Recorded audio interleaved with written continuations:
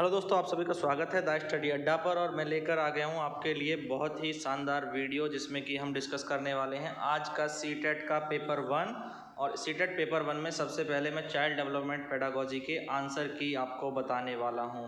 और ये आंसर की आपके लिए 100% करेक्ट होने वाली है, इस बात की मैं आपको पूरे आश्वासन दे रहा हूं। आप देखिएगा, सारे क्वेश्चन जितने भी मैंने पढ़ाए हैं आप एक एक बच्चे से पूछिए कि ये क्वेश्चन किस तरह से पूछे हैं, सब बिल्कुल 100%।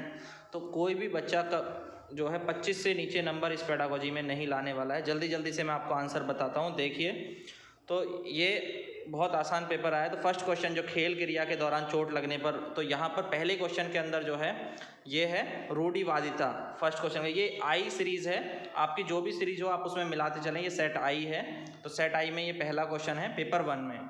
तो पहला हो गया रूढ़िवादिता, तो फर्स्ट ऑप्शन इसका हो जाएगा। दूसरा जो प्रगतिशील प्रोग्रेसिव क्लास को लेकर के क्वेश्चन पूछा है, तो इसका जो राइट आंसर होगा वो ज्ञान व संरचना के लिए प्रचुर मौके प्रदान करना, ऑप्शन नंबर 3। तो दूसरे का तीसरा सही होगा। तीसरे में जो गतिविधि के दौरान छात्रों को संघर्ष करते देखकर एक अध्यापिका जो है उनको संकेत करती है, इशारा करती है, तो तीसरे क्वेश्चन का आंसर होगा आपका ये किस तरह का है, तो ये स्काफ फोल्डिंग को दिखाता है। स्काफ फोल्डिंग यानी ऑप्शन नंबर बी, ठीक है। तो अधिगम के लिए जो है पहाड़ या आधारभूत संरचना का काम करेगी। क्वेश्चन नंबर 4 में आप देखिए, तो बच्चों के सामाजिकरण के संदर्भ में निम्न में से कौन सा कथन सही नहीं है। तो सामाजिकरण के संदर्भ में कौन सा कथन सही है ये पूछा है ऑप्शन नंबर 4 में। तो पहला कथन सही है, विद्यालय द्वितीयक होता है और परिवार प्राथमिक कारक होता है। तो फर्स्ट ऑप्शन सही है, पहला ऑप्शन जो है सही है। क्वेश्चन नंबर 5 पर चलते हैं। बुद्धि सिद्धांत जो है बहुबुद्धि सिद्धांत का क्वेश्चन है। बहुबुद्धि का जो सिद्धांत है इसमें क्या दिखाता है ये, तो ये दिखाता है कि ये बहुमतता की विभिन्न दशाओं को, सेवरल जो है पांचवे का सी ऑप्शन सही होगा। तो तीसरा ऑप्शन सही होगा पांचवे क्वेश्चन में। क्वेश्चन नंबर 6 में जो कि लॉरेंस कॉलबर्ग से पूछा था, तो कॉलबर्ग से क्वेश्चन जो आया नैतिक विकास का जो है कौन सा चरण है जिसमें कि बच्चे जो है दूसरों से नैतिकता, तो ये दूसरा ऑप्शन सही होगा, ठीक है। कन्वेंशनल बी ऑप्शन सही है इसमें, प्रथागत कन्वेंशनल बी दूसरा। क्वेश्चन नंबर 7 में आप देखें, तो 7 में लेव वायगोस्की को लेकर के क्वेश्चन पूछा है। लेव वायगोस्की, तो लेव वायगोस्की सामाजिक सांस्कृतिक परिक्षेप में, तो इसका होगा सांस्कृतिक उपकरण, पहला ऑप्शन ही सही होगा, सांस्कृतिक उपकरण कल्चरल टूल, ठीक है, फर्स्ट ऑप्शन सही है। 8वें में जीन पियाजे अपने संज्ञानात्मक विकास के सिद्धांत में संज्ञानात्मक संरचनाओं के रूप में वर्णित करते हैं, तो स्कीमा इसका होगा डी ऑप्शन, चौथा ऑप्शन सही होगा स्कीमा। जीन पियाजे के कौन सी संरचनाओं को वर्णित करते हैं, तो स्कीमा को। क्वेश्चन नंबर 9 में जो क्वेश्चन आपसे जीन पियाजे का ही दूसरा पूछा गया, तो जीन पियाजे से 2 क्वेश्चन आ गए, तो इसका आंसर था जो है जीन पियाजे के पूर्व संक्रियात्मक अवस्था में तो संरक्षण और पदार्थों को क्रमबद्ध करने की क्षमता, option number D, ability to conserve and seriate the object.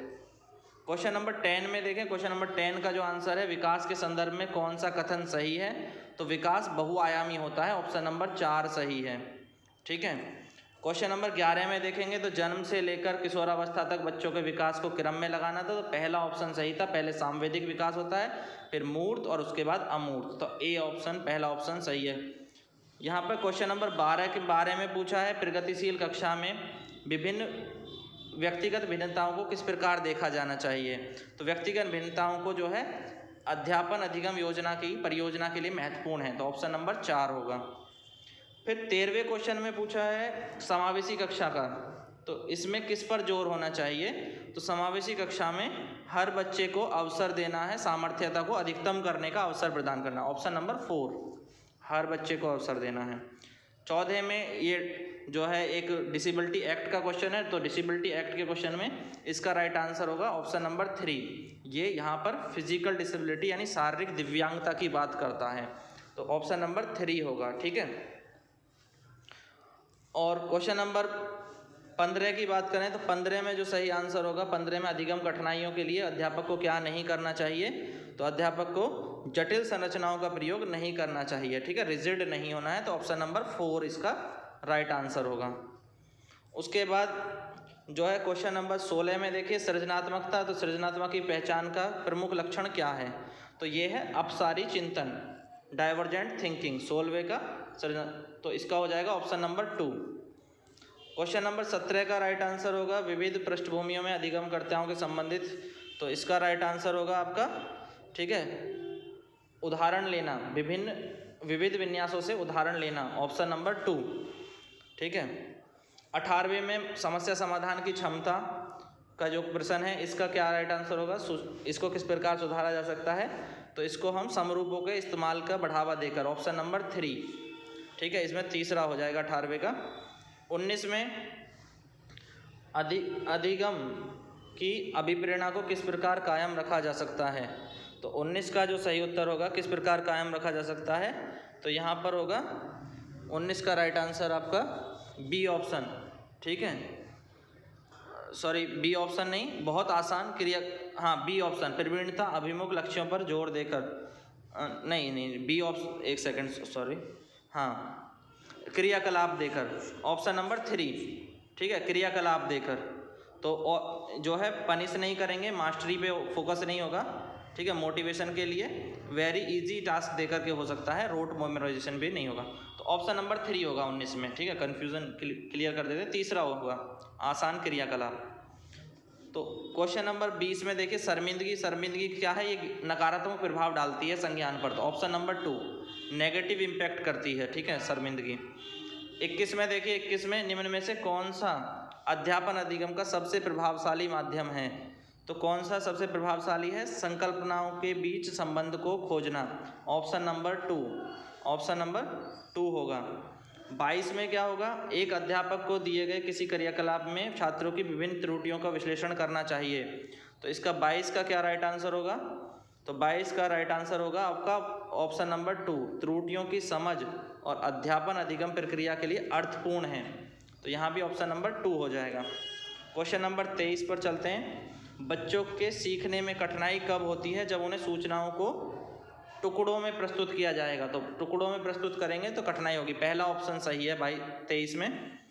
24 में जो है अधिगम की सर्वोत्तम अवस्था है जब संतुलित उत्तेजना हो और कोई भय न हो, तीसरा संतुलित उत्तेजना और कोई भय नहीं हो। 25 में अधिगम के संरचनात्मक विचार का यह सुझाव कि ज्ञान की संरचना में क्या होता है, बच्चे सक्रिय भूमिका निभाते हैं, ऑप्शन नंबर 3। 26 में अधिगम के लिए निम्न में से कौन सी धारणा उपयुक्त है, तो अधिगम जो है क्या है, अधिगम सुधार्य है, उसमें इम्प्रूव किया जा सकता है, ऑप्शन नंबर 1। और 27 में देखिए, निम्न में से कौन सी परिपाटी विद्यार्थियों में संकल्पना की समझ में बढ़ोतरी में सहायक है, तो कौन सी बढ़ोतरी में सहायक है, वो है अन्वेषण और संवाद, ऑप्शन नंबर 4। क्वेश्चन नंबर 28, एक कार्य के दौरान सायना स्वयं से बात कर रही है, तो ये क्या है, सेल्फ रेगुलेशन है, ऑप्शन नंबर 2। स्वनियमन है, ऑप्शन नंबर 2 होगा।